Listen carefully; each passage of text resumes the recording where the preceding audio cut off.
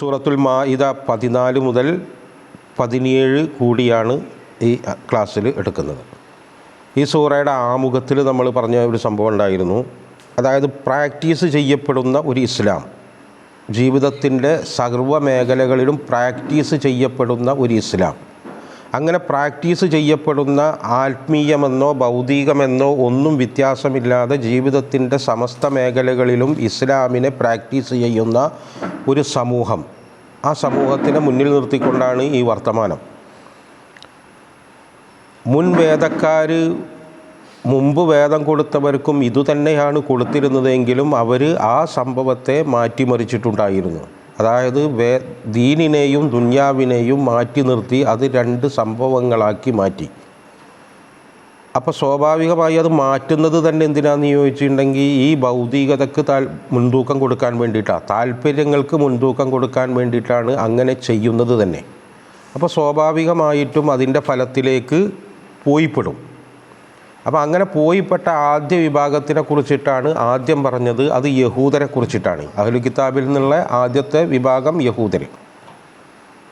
ഇനി പറയുന്നത് രണ്ടാമത്തെ വിഭാഗത്തെക്കുറിച്ചാണ്. അതാണ് വമിനല്ലദീന ഖാലു, ആ പറഞ്ഞവരിൽ നിന്ന് ഇന്നാ നസാറ, ഞങ്ങൾ നസാറാക്കളാണ് എന്ന് പറഞ്ഞവരിൽ നിന്ന്. ഞങ്ങൾ നസാറാക്കളാണ്. ഇതെവിടെ അവർ പറഞ്ഞതെന്നറിയോ?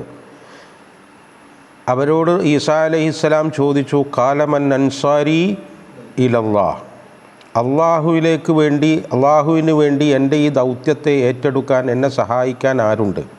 കാലൽ ഹവാരിയൂന നഹനു അൻസാറുല്ലാഹ്, അവർ ഞങ്ങളുണ്ട് എന്ന് പറയുന്ന ആ ഈസാ നബി അലൈഹിസ്സലാമിൻ്റെ ശിഷ്യന്മാർ ഹവാരികൾ പറഞ്ഞു. അതിൽ നിന്നാണ് ഈ നസാറ എന്നുള്ള പേര് അവർക്ക് ഖുർആൻ പറയുന്നത്. വാസ്തവത്തിൽ ഖുർആനിലെവിടെയും ഇപ്പോൾ യാ അയ്യുഹൽ മൂമിനൂൻ, യാ അഹ്ലൽ കിതാബ്, യാ ബനി ഇസ്രായേൽ എന്നു പറയുന്നത് പോലെ യാ നസാറ എന്നൊന്നും ഖുർആനിൽ ഇവരെ വിളിക്കണില്ല. യാ യഹൂദ് എന്നും ഖുർആനിൽ വിളിക്കില്ല. അതായത് ഈസാ നബി അലൈഹിസ്സലാം ഇവർക്ക് പ്രത്യേകിച്ചൊരു പേരിട്ടിട്ടില്ല. ഈസാ നബി അലൈഹിസ്സലാം ജീവിച്ചതും ഈസാ നബി അലൈഹിസ്സലാമിൻ്റെ ശിഷ്യന്മാർ ജീവിച്ചതും ഒക്കെ മൂസാ നബി അലൈഹിസ്സലാമിൻ്റെ ശരീഅത്തിലായിക്കൊണ്ടാണ്. അപ്പോൾ അവർ മുസ്ലിമീങ്ങൾ എന്നല്ലാതെ പ്രത്യേക ഒരു പേരിലൊന്നും വിളിക്കപ്പെട്ടിട്ടില്ല. അവരുടെ ഇവിടെ ആ പറച്ചിലുണ്ട്, കാലു ഇന്നാ നസാറ, ഞങ്ങൾ നസാറാക്കളാണ്, അള്ളാഹുവിൻ്റെ സഹായികളാണ് എന്ന് പറഞ്ഞവർ എന്നാണ്. കാരണം അവർ അവകാശപ്പെട്ട ആ വർത്താനം എടുത്തു പറയാണ്. അവരിൽ നിന്നും അഖദ്ന മീസാക്കഹും, അവരുടെ കരാറിനെ നാം സ്വീകരിച്ചിട്ടുണ്ടായിരുന്നു. ആ കരാറ് നേരത്തെ മറ്റോരായിട്ട് എടുത്ത ആ കരാറ് തന്നെ. ഏതാണ്?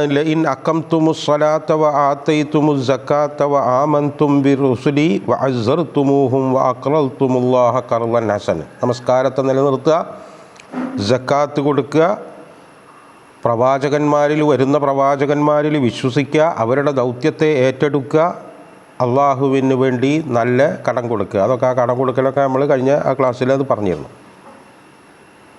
അപ്പോൾ അതേ കരാറുകൾ തന്നെയാണ് അവരും അള്ളാഹുവുമായിട്ട് എടുത്തിട്ടുണ്ടായിരുന്നു. പക്ഷേ എന്താ ചോദിച്ചാൽ ഫനസു ഹള്ളം മിമ്മാ ദുഃഖിറൂബി, അതുകൊണ്ട് അവർ നേടിയെടുക്കേണ്ട ആ പരലോകത്തിൻ്റെ വിഹിതം, ആ സംഭവത്തിനെ ഈ നസാറാക്കൾ എന്ന് പറയുന്നവരും വിസ്മരിച്ചു കളഞ്ഞു എന്നാണ്. മുമ്പേ യഹൂദർ വിസ്മരിച്ചു കളഞ്ഞതുപോലെ ഇവരും അത് വിസ്മരിച്ചു കളഞ്ഞു. ഈസാ നബിയുടെ നേരിട്ട് ശിഷ്യന്മാർ ചെയ്തു എന്നല്ല കേട്ടോ, അതിൻ്റെ പിന്മുറക്കാരായ ആളുകൾ അവർ അത് വിസ്മരിച്ചു എന്ന് പറയുമ്പോൾ, നമ്മളിപ്പോൾ ഈ ഈസാ നബി അലൈഹിസ്സലാമിൻ്റെ ശിഷ്യന്മാർ എന്ന് പറയുമ്പോൾ കുറച്ച് കാലം ഈസാ നബി അലൈഹിസ്സലാമിൻ്റെ ഡയറക്റ്റ് ശിഷ്യന്മാരുടെ ആ ഒരു ഇതിലാണ് ഈ ഈസാ നബിയുടെ ശിഷ്യന്മാർ ശരിക്കും നിന്നിട്ടുള്ളത്. അവർ ഈ ബനു ഇസ്രായേലിൻ്റെ പുറത്ത് കടന്നിട്ടൊരു ദഅവത്തൊന്നും അവർ നടത്തിയിട്ടില്ല. അങ്ങനെ നടത്താൻ അവർക്ക് പാടുണ്ടായിരുന്നില്ല. ബനു ഇസ്രായേലിൻ്റെ പുറത്ത് കടന്നിട്ട് ദഅവത്ത് നടത്താനൊന്നും അവർക്ക് പാടുണ്ടായിരുന്നില്ല. ആ പരിപാടി ഇതിൽ ഒപ്പിച്ചത് അദ്ദേഹം, ഈ പൗലോസ് എന്ന് പറയുന്ന ഷൗൾ എന്നായിരുന്നു അദ്ദേഹത്തിൻ്റെ പേര്. അയാളാണ് ഇതിൽ ഈസാ നബിയുടെ ശിഷ്യന്മാരിൽ കടന്നുകൂടിയിട്ട് ഈ പണിയൊപ്പിച്ചത്. അദ്ദേഹം ഈസാ നബി അലൈഹിസ്സലാമിൻ്റെ ഡയറക്റ്റ് ശിഷ്യനല്ല. ഈസാ നബി അലൈഹിസ്സലാമിൻ്റെ ആ ഉയർപ്പിൻ്റെ ശേഷം പ്രകാശം വന്ന് എന്നെ ശിഷ്യനായി വാഴിച്ചു എന്നൊക്കെ പറഞ്ഞ് അവകാശപ്പെട്ടിട്ട് ഇതിലേക്ക് കടന്നുകൂടിയ ആളാണ്.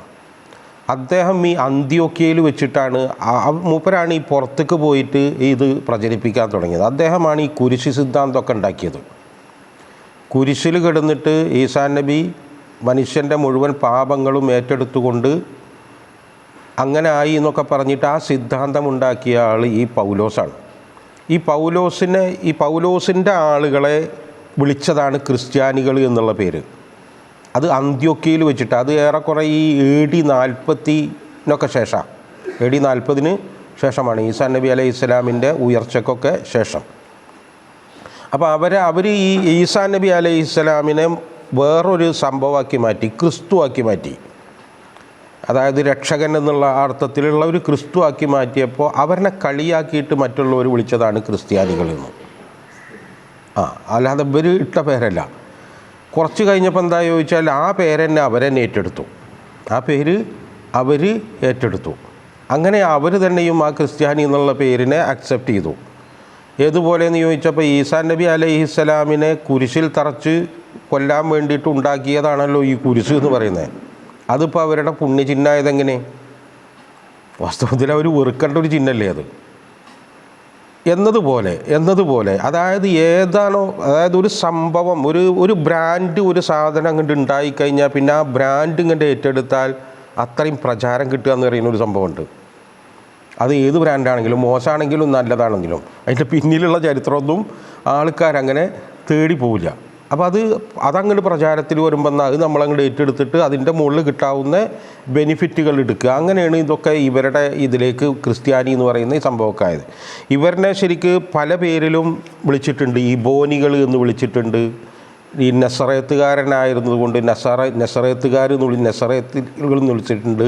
അങ്ങനെയൊക്കെ പല പേരിലും വിളിച്ചിട്ടുണ്ട്. പക്ഷേ ഈസാ നബി വെച്ചതൊന്നല്ല, ഈ പേരുകളൊന്നും ഈസാ നബി വെച്ചിട്ടുള്ളതല്ല. ഈസാ നബിക്ക് പ്രത്യേകിച്ച് അവർക്ക് പേരൊന്നും ഉണ്ടായിരുന്നില്ല. അതൊക്കെ പിൽക്കാലത്ത് ഉണ്ടായിത്തീർന്നതാണ്. അങ്ങനെ ആ സംഭവം വിസ്മരിച്ച് കളഞ്ഞപ്പോൾ ഫഅഗ്റൈന ബൈനഹുമുൽ അദാവത വൽ ബഗ്ളാ എന്നാണ്. അതായത് ശത്രുതയും പകയും അവർക്കിടയിൽ ഞാൻ അഗ്റൈന എന്ന് പറഞ്ഞാൽ ഞാൻ അങ്ങോട്ട് ഇളക്കി വിട്ടു എന്ന്. അതൊക്കെ അള്ളാഹുവിലേക്ക് ചേർത്തിട്ടാണ് പറഞ്ഞത്. നേരത്തെ യഹൂദന്മാരെ കുറിച്ച് പറഞ്ഞപ്പോഴും വജഅൽന എന്ന് പറഞ്ഞിട്ടാണ് അവരുടെ മനസ്സുകളെ, കുലൂബഹു എന്ന് പറഞ്ഞാൽ അവരുടെ മനസ്സുകളെ ഞാൻ ആക്കി.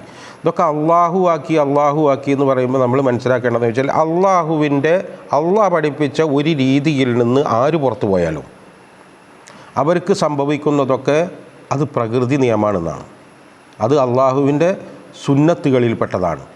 അപ്പോൾ അവർ അങ്ങനെ അള്ളാഹു പഠിപ്പിച്ച ആ സംഭവത്തിൽ നിന്ന് പുറത്തു പോകുന്ന, അതിപ്പോൾ മുസ്ലിമീങ്ങളാണെങ്കിലും അങ്ങനെ തന്നെയാണ്. ഇപ്പോൾ നമ്മൾ മുസ്ലിമീങ്ങൾ ഈ അള്ളാഹു പഠിപ്പിച്ച ഈ ഖുർആനിൽ നിന്നും ഈ പ്രവാചക ചര്യയിൽ നിന്നും നമ്മൾ പുറത്തു പോയി വേറെ ചിലത് ആവിഷ്കരിച്ചാൽ ഉണ്ടാവും എന്താണെന്ന് ചോദിച്ചാൽ ഇവർക്ക് സംഭവിച്ച ഇതേ പരിപാടിയൊക്കെ നമുക്കും സംഭവിക്കും. ഇത് എത്രത്തോളം എന്ന് പറഞ്ഞപ്പോൾ ഈ ക്രിസ്ത്യാനികളുടെ ഇടയിൽ മറ്റുള്ളവരുമായിട്ട് അവർ യുദ്ധം ചെയ്തിട്ട് മരിച്ചതിൻ്റെ എത്രയോ ഇരട്ടി ഇവരുടെ ഈ സംഘടന ഇതിൽ മരിച്ചിട്ടുണ്ട് എന്നാണ്, കൊല്ലപ്പെട്ടിട്ടുണ്ട്. അതായത് ഇപ്പോൾ ഈ AD 325 കണ്ടമാനം സുവിശേഷങ്ങളുണ്ടായി. അത് 70 35 അഭിപ്രായമുണ്ട്.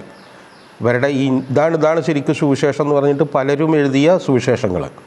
കാരണം ഈസാ നബിയുടെ കാലത്ത് ഇതൊന്നും എഴുതി രേഖപ്പെടുത്തുന്ന പരിപാടി ഉണ്ടായിരുന്നില്ല.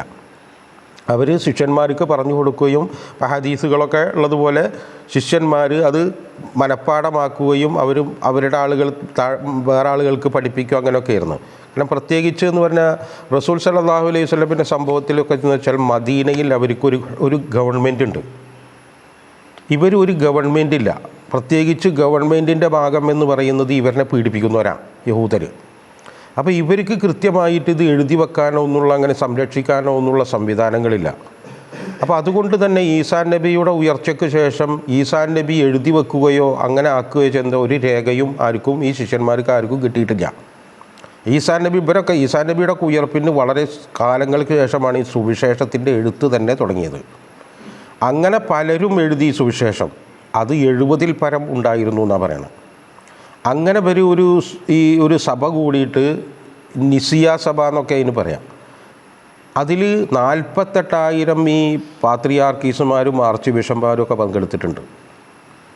ആ 48,000-ൽ ഈ പൗലോസിൻ്റെ ആളുകളുള്ള സഭ ഉണ്ടല്ലോ, ആ സഭക്കാണ് മേൽക്കൈ നേടിയത്. 35,000-ഓളം ഈ പങ്കെടുത്തവർ അദ്ദേഹത്തിൻ്റെ ആൾക്കാരായിരുന്നു. അപ്പോൾ ഈസാ നബിയുടെ ശിഷ്യന്മാരല്ല കേട്ടോ, പൗലോസിൻ്റെ ആളുകൾ.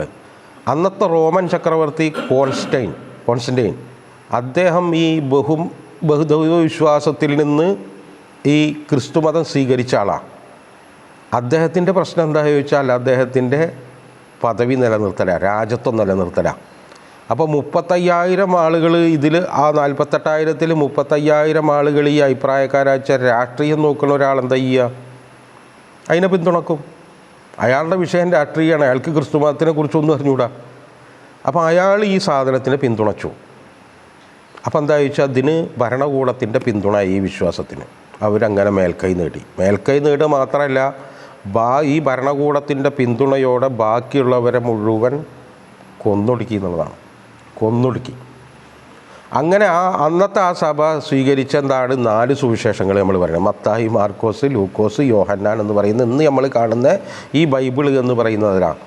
അതിൽ നിന്ന് എങ്ങനെയോ രക്ഷപ്പെട്ടിട്ട് വന്നതാണ് ഈ ബർണബാസിൻ്റെ ബൈബിൾ എന്ന് പറയുന്നത്. അത് ആ കാലത്തൊന്നും പുറത്തു വന്നിട്ടില്ല, അത് വളരെ കാലം കഴിഞ്ഞിട്ടാണ് അത് പുറത്തു വരുന്നത്. അതെങ്ങനെയോ അതിന് രക്ഷപ്പെട്ടതാണ്. അപ്പോൾ അതൊക്കെയാണ് അതാണ്. പിന്നെ അവരുടെ ഈ സംഘടനയിലുള്ള ഈ ഈസാ നബിയുടെ വ്യക്തിത്വം എന്താണെന്നുള്ള കാര്യത്തിൽ ഭയങ്കര വിഷയങ്ങളുണ്ടായി. ഇത് ഈസാ നബി മനുഷ്യനാണോ, ദൈവമാണോ, മനുഷ്യനും ദൈവവും ചേർന്നതാണോ, അതോ ഇതിലേതാണ് മുൻതൂക്കം? ദൈവത്തിൻ്റെ വശത്തിനാണോ മുൻതൂക്കം, മനുഷ്യൻ്റെ വശത്തിനാണോ മുൻതൂക്കം? ഇങ്ങനെ നിരവധിയായ ചർച്ചകളും തർക്കങ്ങളും ഇവരിലങ്ങനെ ഉടലെടുത്തു. അങ്ങനെ ഉടലെടുത്ത് നിരവധി സഭകൾ കൂടി. അത് ഇന്നും ഇങ്ങനെ തുടർന്നുകൊണ്ടിരിക്കുക. അന്ന് മാത്രമല്ല ഇപ്പോഴും പുതിയ സഭകൾ എത്രയോ ഉണ്ടാക്കുന്നുണ്ട്. ഇപ്പോൾ കേരളം തന്നെ ആസ്ഥാനമായിട്ടുള്ള സഭകളുണ്ട്. ഈ സഭകളിലൊക്കെ എന്തെങ്കിലും ഇതുമായിട്ടുള്ള വ്യത്യാസങ്ങളുണ്ട്. ഇപ്പം നമ്മുടെ ഈ സംഘടനകളിലും കാണില്ലേ, വലിയൻ്റെ സ്ഥാനം, വലിയൻ്റെ കറാമത്ത്, അത് ഇത് എന്നൊക്കെ പറഞ്ഞിട്ട്. കാരണം ഖുർആനും ഈ ഹദീസുകളും ഇത്ര വ്യക്തമായിട്ട് ഇവിടെ ഉണ്ടായിട്ട് പോലും അതൊക്കെ നിലനിൽക്കുന്നുണ്ട്. ആ സംഘടനകൾക്കൊക്കെ മറ്റു മതക്കാരോടോ അല്ലെങ്കിൽ നമ്മുടെ ശത്രുക്കളോടോ ഇല്ലാത്ത പകയുണ്ട്. അങ്ങനെയുണ്ട്. അപ്പോൾ അതൊക്കെ എന്ന് പറഞ്ഞാൽ ഈ അള്ളാഹുവിൻ്റെ ഈ ദീനിൽ നിന്ന് നമ്മൾ പുറത്തോട്ട് എപ്പോൾ കാല് വെക്കുന്നോ അപ്പോൾ സംഭവിക്കും. അതാണ് അതിനെ അഗറൈന എന്ന് പറയുന്നത്. നാം അതിൽ ഉൾച്ചേർത്തിട്ടുണ്ട് എന്നുള്ളതാണ്. ഒരു സംഭവത്തിൽ നിന്ന് പോയാൽ പിന്നെ എത്തിപ്പെടുന്നതൊക്കെ അതിലുള്ളതാണ്. അതിൻ്റെ വിധിയാണ്. ആ വിധിയിലേക്കാണ് പോവുക. അതാണ് ഈ അഗറൈന എന്നൊക്കെ പറയുമ്പോൾ നമ്മളിലേക്ക് ചേർത്തിട്ട് അള്ളാഹു പറയുന്നത്. വസൗഫ യുനബ്ബിഉഹുമുല്ലാഹു, അള്ളാഹു അവർക്ക് അറിയിപ്പിച്ചു കൊടുക്കും. ബിമാ കാനൂ യസ്നഊൻ, അവർ ഈ ഭിന്നിപ്പിച്ചിട്ട് ഈ ഭൗതിക താല്പര്യങ്ങൾക്ക് വേണ്ടി ഭിന്നിപ്പിച്ചപ്പോൾ എന്തൊക്കെയാണ് ഉണ്ടായത്, അതുകൊണ്ട് അവർ നിർമ്മിച്ചെടുത്തത്, പരലോകത്തിലേക്ക് നിർമ്മിച്ചെടുത്തത് എന്താണെന്ന് അവർക്ക് ഞാൻ അറിയിപ്പിച്ചു കൊടുക്കുന്നുണ്ട്. കാരണം എത്രയോ മനുഷ്യന്മാരെയാണ് അവർ ഹിദായത്തിൽ നിന്ന് തെറ്റിക്കണത്. എത്രയോ മനുഷ്യന്മാരെയാണ് അവർ കൊന്നു തള്ളിയത്. എത്രയോ മനുഷ്യന്മാരെ നമ്മൾ ഇതിൻ്റെ ഈ സഭാചരിത്രത്തിലേക്കൊക്കെ ഒന്ന് ചെറുതായിട്ടൊന്ന് പോയി നോക്കിയാൽ മതി. അവിടെ എന്തൊക്കെ ഉണ്ടായത്, ഈ ഇൻക്വിസിഷൻ എന്നൊക്കെ നമ്മൾ കേൾക്കാം. എന്തൊക്കെയാണ് ഉണ്ടായിരിക്കണമെന്ന് വെച്ചാൽ, അതായത് ഇവരുടെ വിശ്വാസത്തിന് ഏതെങ്കിലും നിലക്ക് എതിരുള്ളവർ, കാരണം ചക്രവർത്തിമാരുടെയും സാമ്രാജ്യത്തിൻ്റെയും പിന്തുണ ഉണ്ട്. അപ്പോൾ എന്തും ചെയ്യുക എന്നുള്ളത് തന്നെയാണ്. അതൊക്കെ അവർ എന്തൊക്കെ കാണിച്ചു കൂട്ടി, എന്തൊക്കെയാണ് അവർ പരലോകത്തിലേക്ക് നിർമ്മിച്ചെടുത്തത്, അത് അവരെ ഞാൻ അറിയിപ്പിക്കുന്നുണ്ട്. ഇതൊക്കെ മുസ്ലിമീങ്ങൾക്കും, ഇതൊക്കെ ഈ പരിപാടിയിൽ നിന്ന് വിട്ടുപോയാൽ മുസ്ലിമീങ്ങൾക്കും ഇതൊക്കെ ബാധകമാണ് എന്ന് കൂടിയിട്ടാണ് ഇതിൻ്റെ അർത്ഥം. യാ അഹ്ലൽ കിതാബി, ഹേ വേദക്കാരെ, ഖദ് ജാഅക്കും, നിശ്ചയമായിട്ടും നിങ്ങൾക്കിതാ വന്നിരിക്കുന്നു, റസൂലുന, നമ്മുടെ റസൂല് നിങ്ങൾക്കിതാ വന്നിരിക്കുന്നു. അതായത് നിങ്ങളിൽ ഇനി ഒരു റസൂല് വരുമെന്ന് കാത്തിരിക്കൊന്നും വേണ്ട. അപ്പോൾ യഹൂദന്മാരുടെ പ്രധാന പ്രശ്നം തന്നെ അവരിൽ നിന്നല്ല റസൂല്. കാരണം ഈ വിഭാഗത്തിനെ അവർ ഉമ്മി എന്ന് വിളിച്ചിട്ട് താഴ്ത്തി കെട്ടിയ ആൾക്കാരായിരുന്നു. കാരണം വേദമില്ലാത്തവർ എന്നുള്ള, ഞങ്ങൾ വേദമുള്ളവർ, ഞങ്ങൾ ജ്ഞാനികൾ, നിങ്ങൾ വേദമില്ലാത്തവർ, നമ്മൾ ഈ താഴ്ന്ന ജാതിക്കാർ എന്നൊക്കെ പറയുന്നത് പോലുള്ള ഒരു കാഴ്ചപ്പാടിൽ നിർത്തിയ ആളുകളിൽ നിന്നാണ് ഒരു റസൂല് വന്നിട്ട് നിങ്ങളെ ഞാൻ ഹിദായത്തിലേക്ക് നയിക്കാമെന്ന് പറഞ്ഞാൽ ആർക്കാ സൂഹിക്കുക? അങ്ങനത്തെ ആൾക്കാർക്ക് അത് ഒരിക്കലും സൂഹിക്കില്ല. അപ്പോൾ നമ്മൾ ഇവിടുന്ന് ഒരു ദലിതനോ ഒരു ഹരിജനോ ചെന്നിട്ട് ഒരു ബ്രാഹ്മണനെ ഹിദായത്തിലേക്ക് നയിക്കുക എന്ന് പറഞ്ഞാൽ ഉപയോഗിക്കൂ. കാരണം ഞങ്ങളാണ് ഓൾറെഡി വേദത്തിൻ്റെ ആളുകൾ എന്നാണ് അവർ പറയുക. ഇത് തന്നെയായിരുന്നു അവരുടെ പ്രശ്നം. അതുകൊണ്ടാണ് നിങ്ങൾക്കിതാ വന്നു, നിങ്ങളിഞ്ഞിപ്പോൾ അത് നിങ്ങളുടെ ഇഞ്ഞി വരും എന്ന് വിചാരിച്ചിട്ടൊന്നും കാത്തുകുത്തിരുന്നിട്ട് കാര്യമില്ലാന്ന്. അത് അവർക്കും അങ്ങനത്തെ ഒരു വിശ്വാസങ്ങളൊക്കെ എപ്പോഴും ഉണ്ട്. യുബയ്യിനുലക്കും നിങ്ങൾക്ക് വ്യക്തമാക്കി തരുന്നു കസീറം മിമ്മാ കുന്തും തുഹ്ഫൂന മിനൽ കിതാബി, ഈ കിതാബിൽ നിന്ന് അതായത് അവർക്ക് കൊടുത്ത കിതാബിൽ നിന്ന് അവർ മറച്ചു വെച്ചുകയോ മായ്ക്കുകയോ ചെയ്ത് കളഞ്ഞ സംഭവങ്ങളുണ്ട്. ഇപ്പോൾ നമ്മൾ സൂറത്തുൽ സൊഫിൽ നമ്മളെടുത്താൽ കാണാം, വഇദ് ഖാല ഈസബ്നു മറിയമ യാ ബനി ഇസ്രായീല ഇന്നി റസൂലുള്ളാഹി ഇലൈക്കും മുസദ്ദിഖൻ ലിമാ ബൈന യദയ്യ മിനത് തൗറാത്തി വമുബശ്ശിറൻ ബിറസൂലിൻ യഅതി മിൻ ബഅദി ഇസ്മുഹു അഹ്മദ്. കണ്ടാ, തൗറാത്തിൽ ഈസാ നബി അലൈഹിസ്സലാം ആ ബനു ഇസ്രായേലിനോട് പറഞ്ഞു, ഞാൻ നിങ്ങളിലേക്കുള്ള റസൂലാണ്. അതായത് തൗറാത്തിനെ സാക്ഷാത്കരിച്ചുകൊണ്ടും വരാൻ പോകുന്ന മുബശ്ശിറം യഅതി മിൻ ബഅദി ഇസ്മുഹു അഹ്മദ്, അഹമ്മദ് എന്നുള്ളൊരു പ്രവാചകനെ കുറിച്ച് മുന്നറിയിപ്പ് നൽകിക്കൊണ്ടും ഞാൻ അതാണ്. അപ്പോൾ ആ മുന്നറിയിപ്പുകൾ അവർക്ക് നൽകിയിട്ടുണ്ട്. അത് ഏത് പ്രവാചകന്മാരും പിന്നീട് പ്രവാചകന്മാർ വരുന്നവരുടെ മുന്നറിയിപ്പ് നൽകാറുണ്ട്. പക്ഷേ അതൊക്കെ അവരെന്താക്കി, അതൊക്കെ അവർ മറച്ചു വെക്കുകയോ വേറെ വ്യാഖ്യാനിക്കുകയോ ഒക്കെ ചെയ്തു. അതൊക്കെ ഇനിയും വെളിപ്പെടുത്തുകയാണ്. അതൊക്കെ വെളിപ്പെടുത്തിക്കൊണ്ടാണ് ഈ റസൂല് വരുന്നത്. അവരങ്ങനെ മറച്ചു വെച്ച പല കാര്യങ്ങളുണ്ട്. ഇപ്പോൾ ഈ വ്യഭിചാരികളെ എറിഞ്ഞു കൊല്ലുക എന്നൊക്കെ പറയുന്നത് അവരുടെ നിയമത്തിലുണ്ടായിരുന്നു. ഒരു എടുക്കാറില്ല, അങ്ങനെയൊക്കെ മറച്ചു വെക്കുള്ളൂ. കാരണം അവരുടെ താല്പര്യത്തിനനുസരിച്ച് വ്യഭിചാരനെ എറിഞ്ഞു കൊല്ലുക എന്ന് പറഞ്ഞാൽ ആദ്യം കൊല്ലപ്പെടുക ഈ മേലക തട്ടിയുള്ളവരാവും. അപ്പോൾ ആ സംഗതികളൊക്കെ അവർ മറച്ചു വെക്കുക. അങ്ങനെ കുറേ അവരുടെ താല്പര്യത്തിനനുസരിച്ച് ഉള്ള സംഭവങ്ങൾ മാത്രം പുറത്ത് വിടുകയും ബാക്കിയുള്ളതൊക്കെ മറച്ചു വെക്കുകയും ചെയ്തിരുന്നു. അതിനൊക്കെ വ്യക്തമാക്കിക്കൊണ്ട് വരുന്നത് തന്നല്ല വയഅഫു അൻ കസീർ എന്നാണ്. അതായത് അവരുടെ ശരീഅത്തിൽ അവരോട് കൽപ്പിക്കപ്പെട്ടിരുന്ന കാര്യങ്ങൾ, എന്നാൽ അതും അവർ പാലിച്ചിരുന്നില്ല. എന്നാൽ മുഹമ്മദീയ ശരീഅത്തിൽ ആ സംഭവത്തിന് നിയമപ്രാബല്യം ഉണ്ടാവില്ല. അപ്പം അങ്ങനത്തെ കാര്യങ്ങൾ അത് അവർ തെറ്റാണ് ചെയ്തത് എങ്കിലും അവരെ സംബന്ധിച്ച് അത് വിട്ടുവീഴ്ച ചെയ്തുകൊണ്ടുമാണ് റസൂല് വരുന്നത്. ഖദ് ജാഅക്കും നിശ്ചയമായും നിങ്ങൾക്ക് വന്നു മിനല്ലാഹി അള്ളാഹുവിൽ നിന്ന് നൂറ് വന്നു. നമ്മൾ ഈ ഹിദായത്ത് ഇങ്ങനെ കുറേ സംഭവങ്ങൾ നമുക്ക് ഇതിൽ കാണാം. ഇതൊക്കെ വാസ്തവത്തിൽ അതിൻ്റെ ഒരു കൃത്യതയിലേക്ക് നമ്മൾ പോകണം. ശരിക്കും എന്താണ് ഈ പറയുന്നതെന്ന് മനസ്സിലാവാൻ. വ കിതാബു മുബീൻ, വ്യക്തമായ ഗ്രന്ഥം. യഹ്ദി, ഹിദായത്ത്, കിതാബ്, ഇതൊക്കെ ഇങ്ങനെ ഒരു സവിശേഷമായ സംഭവങ്ങളാണ്. അതിൻ്റെ നമ്മളൊരു കൃത്യമായ അത് നമ്മൾ മനസ്സിലാക്കിയിരിക്കേണ്ടതുണ്ട്. അപ്പോഴേ ശരിക്കും നമ്മൾക്ക് ഈ ദീനിൻ്റെ എന്താ ഈ സംഭവം എന്നുള്ളത് ശരിക്കും മനസ്സിലാവുക. നമുക്ക് പറയാം. യഹ്ദി ബിഹി, അതുകൊണ്ട് ഹിദായത്തിലേക്ക് നയിക്കുന്നു. അള്ളാഹു ഹിദായത്തിലേക്ക് നയിക്കുന്നു. പറയണേട്ടാ, കൃത്യമായി ശ്രദ്ധിക്കണം. മൻ, ഒരുത്തനെ. അള്ളാഹു ആരെയാണ് ഹിദായത്തിലേക്ക് നയിക്കുക എന്നാണ്. ഇത്തബഅ റിദ്വാനഹു, ആ അള്ളാഹുവിൻ്റെ പ്രീതി ഫോളോ ചെയ്യണം. അള്ളാഹുവിൻ്റെ പ്രീതിയെ ഫോളോ ചെയ്യണം എന്ന് പറയുമ്പോൾ അള്ളാഹുവിൻ്റെ തൃപ്തി ഉദ്ദേശിക്കണം, തൃപ്തികരമായ മാർഗത്തെ ഫോളോ ചെയ്യണം. രണ്ടും വേണം. അതാണ് ഇത്തബഅ റിദ്വാനഹു. സുബുല്, സുബുല് വഴികൾ, അസ്സലാമി സമാധാനത്തിൻ്റെ വഴികൾ. സുബുലൊക്കെ ബഹുവചനാണ് ഉപയോഗിക്കുന്നത്. വയുഖ്രിജുഹും, അവരെ പുറപ്പെടുവിക്കുന്നു മിനൽ ദുലുമാത്തി, അന്ധകാരങ്ങളിൽ നിന്ന്, ഇലന്നൂരി, പ്രകാശത്തിലേക്ക്, ബി ഇദ്നിഹി, അവൻ്റെ അനുവാദത്താൽ. വയഹ്ദീഹിം, അവരെ നയിക്കുന്നു ഇലാ സിറാത്തിൻ മുസ്തഖീം, സിറാത്തുൽ മുസ്തഖീമിലേക്ക് നയിക്കുന്നു. നമ്മളിതിനെക്കുറിച്ചിട്ട് നമ്മൾ പറയുമ്പോഴേ ഒരു കൃത്യമായൊരു ചിത്രം കിട്ടണമെങ്കിൽ നമുക്ക് അതിൻ്റെ ഒരു പാറ്റേൺ നമുക്ക് കിട്ടണം. അതായത് നമ്മൾ മനസ്സിലാക്കേണ്ട ഒരു കാര്യം, സൃഷ്ടിക്കപ്പെട്ട എല്ലാ സൃഷ്ടികൾക്കും ഒരു ഹിദായത്തുണ്ട്.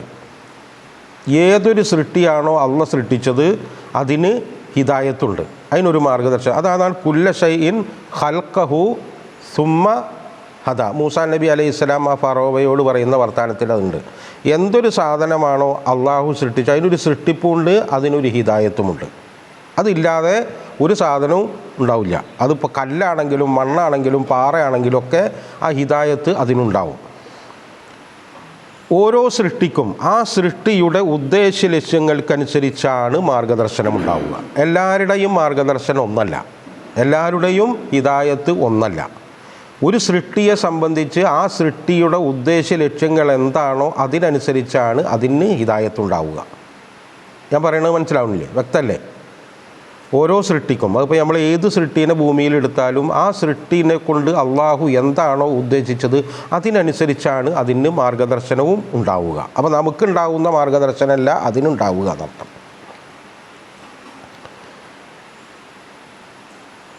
ഏതൊരു സൃഷ്ടിയാണെങ്കിലും ആ സൃഷ്ടിക്ക് നൽകപ്പെട്ട ഹിദായത്ത് സ്വീകരിക്കാനുള്ള ഒരു സംവിധാനം അതിനകത്തുണ്ടാവും. അതിപ്പോൾ നമ്മൾ ഈ കമ്പ്യൂട്ടർ ഭാഷയിലൊക്കെ പറയുമ്പോൾ നമ്മൾ ഒരു ആജ്ഞ കൊടുക്കുമ്പോൾ ആ ആജ്ഞനെ അത് സ്വീകരിക്കാനുള്ള ഒരു സോഫ്റ്റ്വെയർ അതിനകത്ത് ഉണ്ടാവണ്ടേ? എങ്കിലല്ലേ അതിനോടൊക്കെ ചെയ്യാൻ പറഞ്ഞപ്പോൾ ചെയ്യുള്ളൂ. അങ്ങനെ ഒരു സംവിധാനം ഏതൊരു സൃഷ്ടിക്കും ഉണ്ടാവും. ഈ മനുഷ്യരും ജിന്നും ഒഴികെയുള്ള സൃഷ്ടികളിൽ അള്ളാഹു നൽകുന്ന മാർഗദർശനം ഏറ്റെടുക്കുന്ന സംവിധാനം മാത്രമേ ഉള്ളൂ. അതായത് മറ്റുള്ള സൃഷ്ടികളിലേക്ക് നമ്മൾ മനുഷ്യനും ജിന്നും ഒഴികെയുള്ള സൃഷ്ടികളിൽ അള്ളാഹു എന്തൊരു സംഭവമാണോ അവരോട് ആജ്ഞാപിക്കുന്നത് അത് ഏറ്റെടുക്കുന്ന സംവിധാനമേ ഉണ്ടാവുള്ളൂ. പറഞ്ഞു മനസ്സിലായോ? ക്ലിയറാണോ? ഏറ്റെടുക്കുക എന്ന് പറയുന്ന സംവിധാനം മാത്രമേ ഉണ്ടാവുള്ളൂ. ധിക്കരിക്കുക എന്ന് പറയുന്ന സംവിധാനം ഉണ്ടാവില്ല. ധിക്കരിക്കാനുള്ള സംവിധാനം ഉണ്ടാവില്ല. എന്താണോ അവർക്ക് കൊടുത്ത ലക്ഷ്യം അതിനനുസരിച്ച് ഒരു ആജ്ഞ അവരുടെ ഉള്ളിലേക്ക് കൊടുത്തിട്ടാവും, അതനുസരിച്ച് അവരങ്ങനെ ജീവിച്ചു പോകും. അത് മലക്കുകളെ സംബന്ധിച്ചിടത്തോളം അതങ്ങനെ തന്നെയാണ്. മനുഷ്യരിലും അങ്ങനെ ഒരു സംഭവമുണ്ട്. മനുഷ്യരിലും ജിന്നിലും ഈ ഒരു സംഭവമുണ്ട്. അതായത് ഇപ്പോൾ നമ്മളുടെ ഹാർട്ട്, നമ്മളുടെ കിഡ്നി അതൊക്കെ വർക്ക് ചെയ്യുന്നത് നമ്മൾ തീരുമാനിച്ചിട്ടല്ല. അപ്പോൾ അങ്ങനെ ഒരു സിസ്റ്റം നമ്മളിലുണ്ട്. പക്ഷേ നമുക്ക് മറ്റൊരു സിസ്റ്റം കൂടിയുണ്ട്. അതെന്താണെന്ന് ചോദിച്ചാൽ അത് ഇതിനെ ധിക്കരിക്കാനും സാധിക്കുന്ന ഒരു ഭാഗം കൂടിയുണ്ട്. അതുകൊണ്ടാണ് ഖുർആൻ പറയുന്നത് ഫഅൽഹമഹ ഫുജൂറഹ വതഖ്വാഹ. ഈ മനുഷ്യനിൽ അതിൻ്റെ ഫുജൂറും തഖ്വയും ഇൽഹാം ചെയ്തിട്ടുണ്ട് എന്നാണ്. ഈ ഇൽഹാം എന്ന് പറയുന്ന വാക്ക് ഖുർആനിൽ ഒരൊറ്റ പ്രാവശ്യം ഉപയോഗിച്ചിട്ടുള്ളൂ. അപ്പോൾ അതുകൊണ്ട് തന്നെ അതിന് പ്രത്യേകമായൊരു അർത്ഥമുണ്ട്. നമ്മളിപ്പോൾ ഒന്ന് കുറേ കൂടി ഏറെക്കുറെ അതിനോട്ട് അടുത്ത് നിൽക്കുക, ഇൻസ്റ്റാൾ ചെയ്തു എന്ന് പറയുന്നൊരു വാക്കാണ്.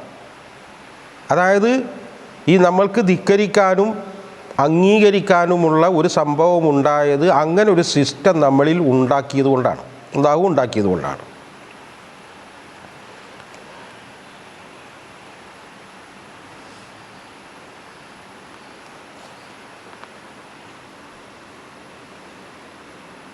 ഇതാണ് ഈ സിസ്റ്റമാണ് ശരിക്കും നമ്മളെ സവിശേഷമാക്കുന്നത്. അതാണ് ശരിക്കും ലഖദ് ഖലഖനൽ ഇൻസാന ഫീ അഹ്സനി തഖ്വീം എന്ന് പറയുന്നത്. ഏറ്റവും സവിശേഷമായ ഏറ്റവും ഉന്നതമായ ഒരു ഘടന ഈ മനുഷ്യനുക്കുണ്ട്. അതായത് ഏറ്റവും ടോപ്പിലേക്കും അവന് പോവാം, ഏറ്റവും താഴത്തേക്കും വരാം.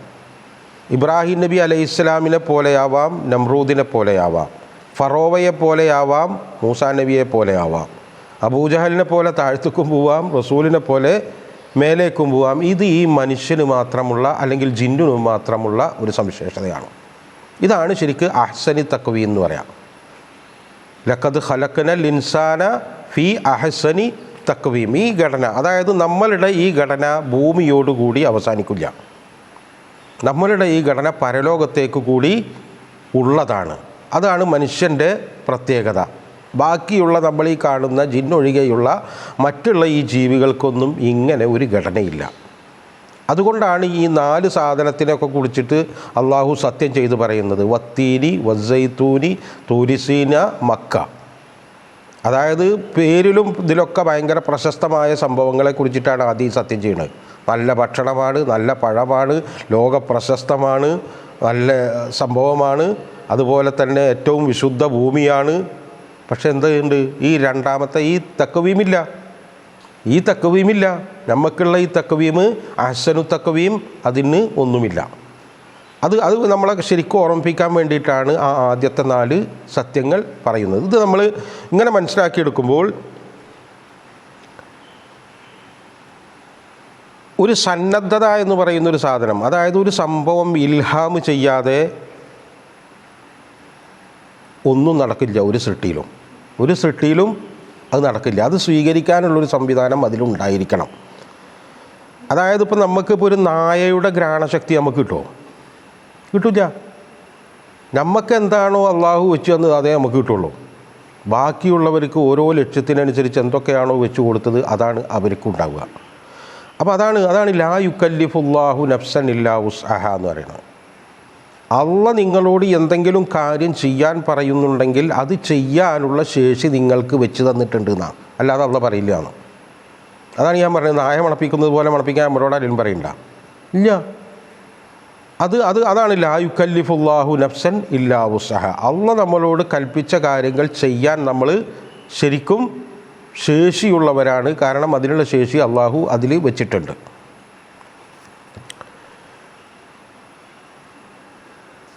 ഇനി ഓരോ സാധനത്തിനും അതിന് ഹിദായത്ത് എന്ന് പറയുമ്പോൾ അതിനൊരു രീതിയുണ്ട്. എന്നാൽ മനുഷ്യരുടെ ഈ ഹിദായത്തിന് അള്ളാഹു നിശ്ചയിച്ച രീതിയാണ് റിസാലത്ത്. മനുഷ്യരുടെ ഈ ഹിദായത്തിന് വേണ്ടി അള്ളാഹു നിശ്ചയിച്ച ഒരേ ഒരു രീതിയാണ് റിസാലത്ത്. ഒരേ ഒരു രീതി, വേറെ രീതികളില്ല. ഇതാണ് ശരിക്കും നമുക്ക് നിങ്ങൾ ആയത്തുന്നൂറ് കണ്ടിട്ടുണ്ടോ? കേട്ടില്ലേ ആയത്തുന്നൂറ്? അള്ളാഹു നൂറു സമാവാത്തി വൽ അർളി മസലു നൂരിഹി കമിഷ്കാത്തിൻ. കണ്ട, അള്ളാഹുവാണ് ആകാശഭൂമികൾക്ക് മുഴുവൻ പ്രകാശം നൽകുക. മസലു നൂരിഹി, അവൻ്റെ ആ പ്രകാശത്തിൻ്റെ ഉപമ കമിഷ്കാത്തിൻ. ഈ മിഷ്കാത്ത് പറഞ്ഞാൽ നിങ്ങൾക്ക് മനസ്സിലായോ? നമ്മളുടെയൊക്കെ പഴയ കാലത്ത് നമ്മൾ ഈ ഓരോ വീടുകളുടെ ചുമരിൻ്റെ മതിലിൻ്റെ മുകളിലൊക്കെ ഒരു പൊത്ത് അതിൽ വിളക്ക് വെച്ചിട്ടുണ്ടോ? എന്തിനാ ഈ പൊത്ത്? ഈ ഭാഗത്തേക്കും ഒന്നും വെളിച്ചം പോകാൻ പാടില്ല, അവിടുന്ന് കാറ്റ് വന്ന് ഇതിനെ തടസ്സപ്പെടുത്താൻ പാടില്ല. നമ്മൾ ഉദ്ദേശിച്ച ഈ റോട്ടിലേക്ക് വെളിച്ചം കിട്ടണം, അല്ലേ? ഇതാ മിഷ്കാത്ത്. ഇതാണ് ശരിക്കും ഈ റിസാലത്ത്. അതായത് ഏതൊരു സൃഷ്ടിയാണോ അള്ളാഹു ഉദ്ദേശിക്കുന്നത് ആ സൃഷ്ടിയിലേക്ക് ഫോക്കസ് ചെയ്തിട്ടുള്ള വെളിച്ചം, ആ വെളിച്ചം റിസാലത്തിലൂടെയാണ് കിട്ടുക എന്നാണ്. എന്താ ഈ വസ്തുത്തിൽ ഈ വെളിച്ചം? നൂറ്. ഇപ്പം നിങ്ങൾ ഇവിടെ ഇരിക്കുന്നുണ്ട്, ഞാനിവിടെ ഉണ്ട്. അപ്പം ഞാൻ നിങ്ങളെ കാണുന്നു, ഇല്ലേ? ഞാൻ നിങ്ങളെ കാണുന്നു. ഞാൻ ഉണ്ടായതുകൊണ്ട് കാണുന്നു എന്നോ നിങ്ങളുണ്ടായതുകൊണ്ട് കാണുന്നു? അപ്പം ഞാൻ കണ്ണടച്ച് നിങ്ങളെ കാണാനില്ല. എന്താ കാണാനില്ല? ഇതിൻ്റെ അർത്ഥം എന്താ ചോദിച്ചാൽ, നിങ്ങളെ ഞാൻ കാണുന്നത് കണ്ണുണ്ടായത് കൊണ്ടോ നിങ്ങളവിടെ ഉണ്ടായത് കൊണ്ടോ ഒന്നുമല്ല. എന്തുണ്ടായത് കൊണ്ടാണ്? നിങ്ങൾ എന്ന് പറയുന്ന ഈ സാധനത്തിൽ വെളിച്ചം വീണത് കൊണ്ടാണ്. വെളിച്ചമില്ലെങ്കിൽ കാണില്ല. അതാണ് നൂറ്. നമ്മളിത് കൃത്യമായിട്ട് മനസ്സിലാക്കണം. കാരണം നമ്മളിവിടെ ഈ വെളിച്ചം എന്ന് പറയുന്ന ഈ സാധനം ഇല്ലെങ്കിൽ നമ്മൾ ഈ കാണില്ല. അപ്പം നമുക്ക് കണ്ണുണ്ടായി എന്ന് വിചാരിച്ചോ കാഴ്ച ഉണ്ടായി എന്ന് വിചാരിച്ചിട്ടോ കാണില്ല. നൂറ് അതിലേക്ക് വീഴണം. ഞാൻ പറയുന്നത് മനസ്സിലാവണില്ലേ? ക്ലിയർ അല്ലേ? അത് കൃത്യമായിട്ട് ആ നൂറ് അതിലേക്ക് വീഴുമ്പോഴാണ് നമുക്ക് ഇത് മനസ്സിലാവുക, ഇത് കാഴ്ച ഉണ്ടാവുന്നത്. അപ്പം നമ്മൾ ഈ മനുഷ്യനായ നമുക്ക് ഈ സംഭവങ്ങൾ ഇൽഹാം ചെയ്യപ്പെട്ടത് കൊണ്ട് തന്നെ നമ്മുടെ ഉള്ളിൽ ശരിക്ക് ചില അന്വേഷണങ്ങൾ നടത്തും. അപ്പോൾ ബാക്കിയുള്ള ജീവികൾ ചെയ്യാത്തൊരു പരിപാടിയാണത്. നമ്മളെന്താണ്, നമ്മൾ എന്തിനാണ് എന്നുള്ളതൊക്കെ നമ്മളുടെ ഉള്ളിൽ തന്നെ ചോദിക്കുന്ന സംഭവമാണ്. നമ്മൾ അതിനോട് കൃത്യമായ ഒരു രീതിയിൽ പ്രതികരിക്കുന്നുണ്ടെങ്കിൽ ശരിക്കും നമ്മളോട് ചോദിക്കും അത്. നമ്മൾ ആരാണ്, എന്താണ് ഈ സംവിധാനങ്ങളൊക്കെ, നമുക്ക് വേണ്ടി കീഴ്പ്പെട്ട് നിൽക്കുന്നത് എന്തുകൊണ്ടാണ്, നമ്മളിതിൻ്റെ ഏറ്റവും ടോപ്പിൽ നിൽക്കുന്നത് കൊണ്ടാണ്, എന്താണ് എല്ലാ വസ്തുക്കളെയും നമ്മൾ ഉപയോഗിക്കുന്നത്, നമ്മളുടെ ആരും ഉപയോഗിക്കാത്തത് എന്താണ്?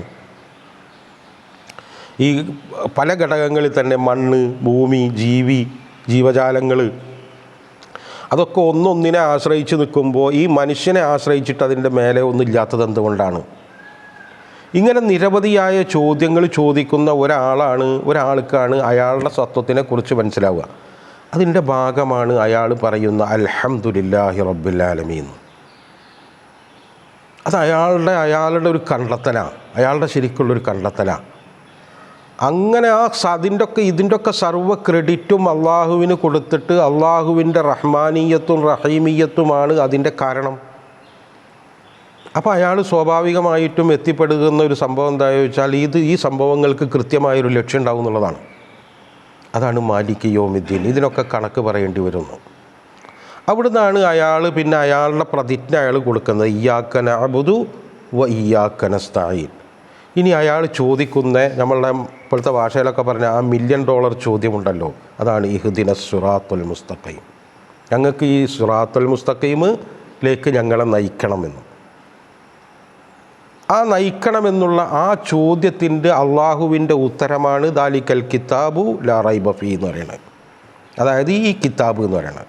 പക്ഷേ ഈ കിതാബുണ്ട്, എൻ്റെ ചോദ്യം ഉണ്ട് എന്നുള്ളതൊക്കെ ശരിയാണ്. ഈ കിതാബ് ഇവിടെ ഉണ്ടല്ലോ, എത്രയോ കാലമായിട്ടില്ലേ എല്ലാവർക്കും ഹിദായത്ത് കിട്ടണ്ട.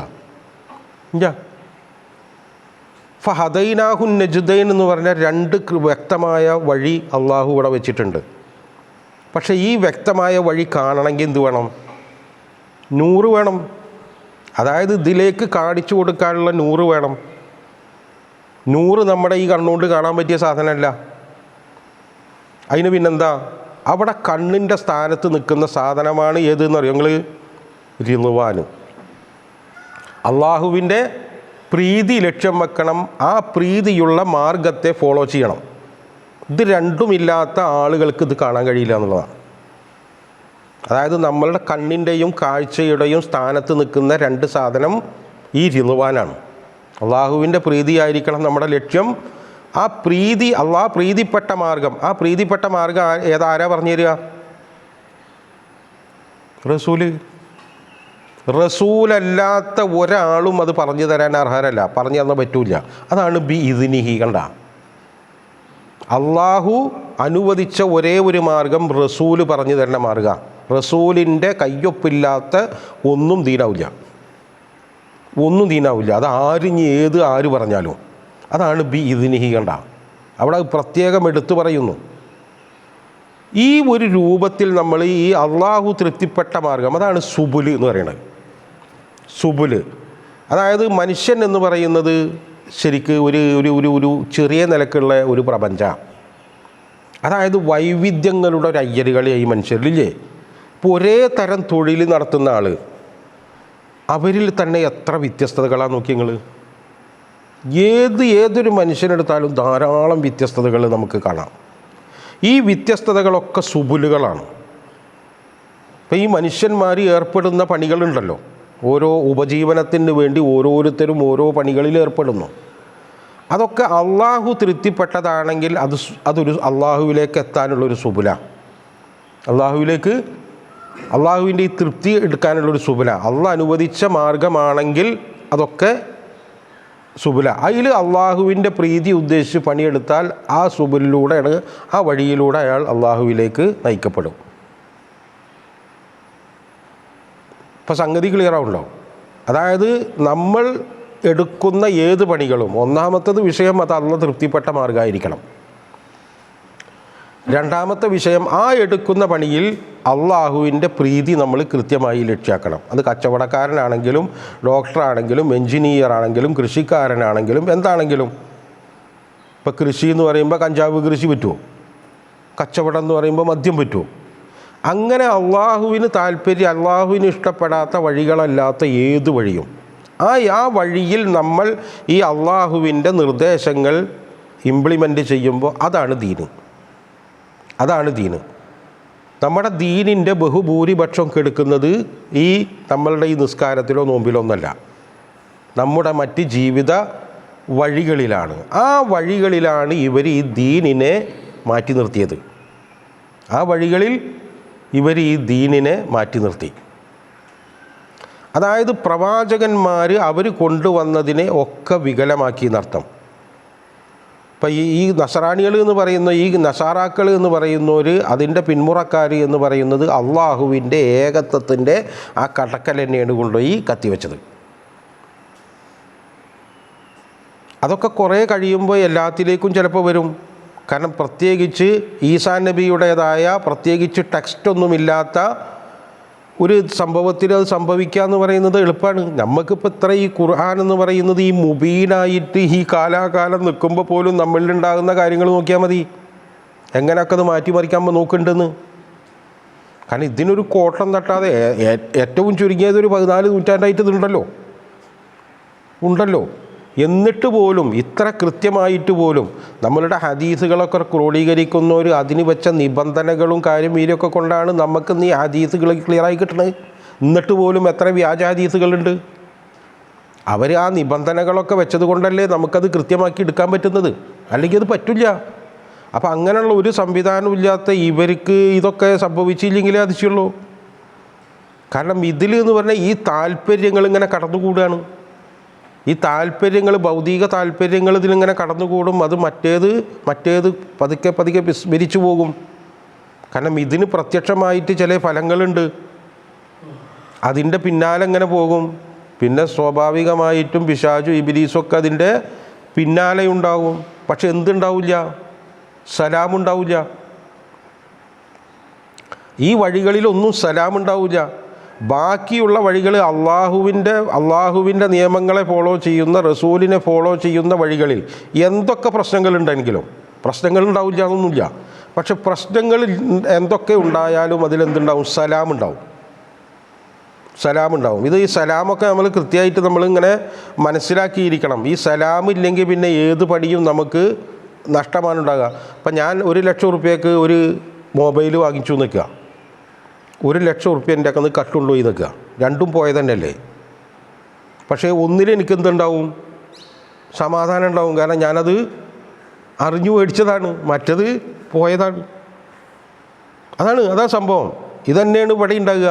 നമ്മൾ അള്ളാഹുവിൻ്റെ മാർഗത്തിൽ കൃത്യമായി നമ്മൾ ബോധ്യത്തോടു കൂടി നമ്മളുടെ ആയുസ്സും നമ്മളുടെ മറ്റേ സംഭവങ്ങളൊക്കെ നമ്മളുടെ വർക്ക് ശേഷിയൊക്കെ നമ്മൾ ഉപയോഗിക്കുമ്പോൾ അതിലുണ്ടാകുന്ന പ്രശ്നത്തോടൊപ്പം തന്നെ അതിൽ സമാധാനം ഉണ്ടാവും. മറ്റേതിൽ ഈ സമാധാനം ഒരിക്കലും ഉണ്ടാവുകയില്ല. അത് നഷ്ടബോധമാണ് എപ്പോഴും ഉണ്ടാവുക. ഇതാണ് സുബുലസ്സലാം എന്ന് പറയുന്നത്. അപ്പോൾ നമ്മൾ ജീവിക്കുന്ന നമ്മൾ ഏത് മേഖലയിലാണോ നമ്മൾ പണിയെടുക്കുന്നത് അവിടെയൊക്കെ, അത് നമ്മുടെ ദൈനംദിന ജീവിതത്തിൽ അവിടെയൊക്കെ ഈ ഇസ്ലാമിനെ നമ്മൾ എങ്ങനെ ഇംപ്ലിമെൻറ്റ് ചെയ്യാം, എങ്ങനെയാണ് ഇതിൽ ഇസ്ലാമിനെ കൊണ്ടുവെക്കുക, അതാണ് നമ്മളുടെ അടിസ്ഥാന പ്രശ്നം. നമ്മളിപ്പോൾ പറയും നമ്മുടെ ഈ ഇസ്ലാമിക സ്ഥാപനങ്ങൾ ആ ഭൗതികം ആത്മീയം ഒക്കെ കൂടി സമന്വയിച്ച്, അതൊക്കെ വെറുതെ ഒരു കാപട്യം പറച്ചിലാണ്. അതൊക്കെ വെറും പറച്ചിലേ ഉള്ളൂ. ഈ വിഷയങ്ങൾ ഇവർ നടത്തുന്നതിൽ ഇപ്പോൾ വിദ്യാഭ്യാസമാണെങ്കിലും അല്ലെങ്കിലും ഒന്നുപോലെ ഇതൊന്നുമില്ലാണ്ട് ഒരു ഭാഗം ആത്മീയം എന്ന് പറഞ്ഞിട്ട്, അല്ലെങ്കിൽ തനിച്ച ഭൗതികം, ആളുകളെ കിട്ടാൻ വേണ്ടി, ആളുകളിൽ കുറച്ചൊക്കെ ഇത് താല്പര്യം ഉണ്ടാവുമല്ലോ, ആ താല്പര്യത്തിനെ മുതലെടുക്കാൻ വേണ്ടി ഇത് സമന്വയിപ്പിക്കുക എന്നൊക്കെ പറയും. എന്നിട്ട് ഒരു സമന്വയോട്ടും ഉണ്ടാവില്ല. ഒരു സമന്വയവും പള്ളി ഉണ്ടാവും, നിസ്കരിക്കുന്നുണ്ടാവും, ചിലപ്പോൾ മഫ്ത കെട്ടുന്നുണ്ടാവും, അതൊക്കെ വീട്ടിൽ അവിടുന്ന് അങ്ങോട്ട് പുറത്ത് കെട്ടാൽ അവർ വലിച്ചു തീർക്കുകയും ചെയ്യും. കാരണം ഇതൊന്നും ഈ ഉള്ളിലേക്ക് കടക്കുന്ന രൂപത്തിൽ കൊടുക്കാനുള്ളൊരു സംവിധാനം അതിന് സമയമില്ല. കാരണം ഈ ഒരു കുട്ടി അവിടെ ചെന്നാൽ തന്നെ ആ മറ്റേ ഭൗതികത പഠിക്കാൻ തന്നെ അവനക്ക് ഇനി 24 മണിക്കൂർ വേറെ വേണം. അത്രയും വിപുലമായിട്ടാണ് അത് ഉള്ളത്. അതിലിടക്ക് ഇതൊന്നും കൊണ്ടുപോയിട്ട് പറ്റുന്നില്ല. അപ്പോൾ സ്വാഭാവികമായിട്ട് ഇതിങ്ങനെ തന്നെയാണ് ഉണ്ടാവുക. അത് തന്നെയാണ് എല്ലായിടത്തും സംഭവിച്ചത്. ഭൗതിക താല്പര്യങ്ങൾക്ക് ഇങ്ങനെ മുൻതൂക്കം കിട്ടും. അതാണ് ഇതിലൊക്കെ ഈ പറയുന്ന കാര്യങ്ങൾ. ഇത് നമ്മളിങ്ങനെ തന്നെ നമ്മൾ മനസ്സിലാക്കുമ്പോൾ നമുക്കിത് കൃത്യമായി മനസ്സിലാക്കുമ്പോൾ എങ്ങനെയാണ് ഈ ദീൻ നടപ്പാക്കുക എന്ന്.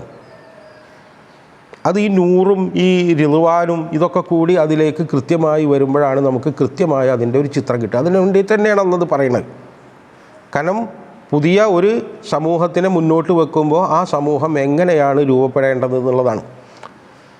ഇനി പറയുന്നത് ലഖദ് കഫറല്ലദീന കാലു, നിശ്ചയമായും ആ പറഞ്ഞവർ കാഫിരീങ്ങളാണ്. അവരെക്കുറിച്ച് ഖണ്ഡിതമായ അഭിപ്രായം പറയാം. അവർക്ക് ഇനിയിപ്പോൾ അതിൽ അതുണ്ട് ഇതുണ്ട് എന്നൊക്കെ പറഞ്ഞിട്ട് നിൽക്കേണ്ട യാതൊരു സംഭവമില്ല. അത് ഖണ്ഡിതമായി പറയാം. ഇന്നല്ലാഹ ഹുവൽ മസീഹ് ഇബ്നു മറിയം, മറിയമിൻ്റെ മകൻ മസീഹ് അള്ളയാണെന്ന് പറഞ്ഞവരും അള്ളാഹുടെ ഭാഗമാണെന്ന് പറഞ്ഞവരും മൂന്നിലൊന്നാണെന്ന് പറഞ്ഞവരും ഏതു രൂപത്തിലാണോ ദിവ്യത്വത്തിൻ്റെ അംശം ഏതെങ്കിലും അംശം മസീഹിന് നൽകിയവർ അവരാരായാലും അവർ കാഫിര്യങ്ങളാണ്.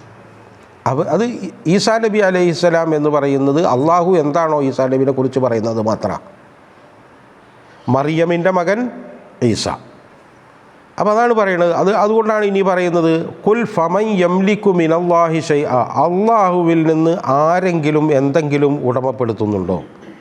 ഇൻ അറാദ അൻ യുഹ്ലിക്കൽ മസീഹ ബിന മറിയമ വ ഉമ്മഹു, മറിയമിനെയോ ഈസയെയോ അള്ളാഹു നശിപ്പിക്കാൻ ഉദ്ദേശിച്ചാൽ, തീരുമാനിച്ചാൽ അതിൽ നിന്ന് അവരെ രക്ഷിച്ചു കൊണ്ടുപോകാൻ എന്തെങ്കിലും സംവിധാനമുണ്ടോയെന്ന്. അതായത് ഈ പങ്കുള്ള ദൈവത്തിന് ദൈവം പലതാണെങ്കിൽ, ഇപ്പം 3 എന്ന് പറയുന്നൊരു ദൈവം ഉണ്ടെങ്കിൽ ഒരു ദൈവത്തിൻ്റെ വിഷയത്തിൽ മറ്റൊരു ദൈവത്തിന് ഇടപെടാൻ പറ്റുമല്ലോ.